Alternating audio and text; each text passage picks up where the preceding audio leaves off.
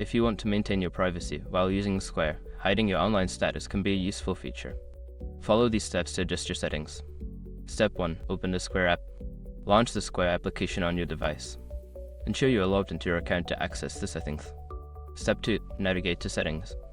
Look for the settings icon, usually represented by a gear or 3 horizontal lines. Tap on it into the Settings menu. Step 3. Find Privacy Settings.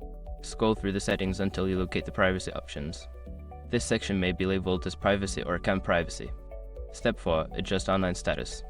Within the privacy settings, look for the option related to online status. Toggle the setting to disable or hide your online presence from other users. Step 5. Save changes.